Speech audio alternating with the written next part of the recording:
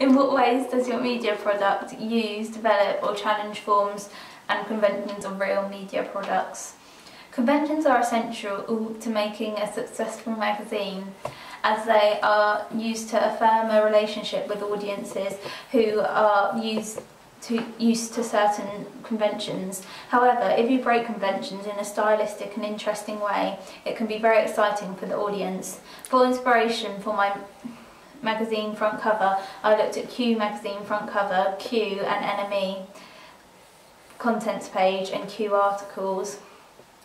From the front cover of Cheryl Cole on Q magazine, I used the idea of having a strong, dominant, edgy looking female in the centre of the shot in a mid close-up. Much like this Q issue, I wanted the female artist to be looking directly into the camera. Much like Cheryl Cole does for Q, as this is direct mode of address. I also wanted her style to be edgy and typical of the indie rock genre, so I designed her costume to be a black shirt with metallic spiked collar, which is typical of the rock genre. Cheryl Cole on Q also wears this style of clothing with a metallic spiky ring, which she is biting, and a black top. Furthermore, like Q magazine, I put my masthead in the front of the picture to show the magazine's importance. My masthead is inspired by magazines like Q and NME, as they have a red background. BMA in black rather than white like NME or Q's mastheads is because I feel black is more cool, edgy and makes a statement.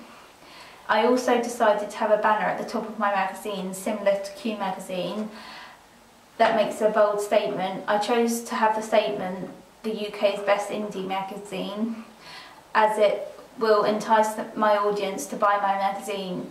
Furthermore, banners are a useful convention to attract more of an audience. For my article, I knew that I wanted a strong close-up image of my music artist that would entice the reader instantly. I knew that I wanted the image to be on the left side of the page, as this is a typical convention of magazine articles. However, I wanted my image to take up the whole of the landscape page, so the blank white wall would be a good background for my writing. I got my title from defont.com again. I decided to subvert the usual convention of having a quotation as the title. I decided I would make the article more interesting by having that artist's name largest, as it links with the fairy-like props in the image, and then have a pulled quote smaller and elsewhere on the page. When looking for inspiration for my contents page, I looked at Q and NME.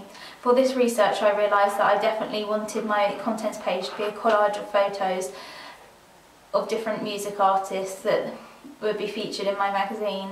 I also decided I wanted a features and regulars section, as this is a typical convention of a magazine contents page. I decided to have more formal white page numbers in the corners of the photos. I was inspired to do this by Q magazine contents page, as I think it is very stylish. Overall, I think that I've had many successful conventions followed in my magazine. However, I have broken some conventions to make my magazine differ from magazines like Q or NME.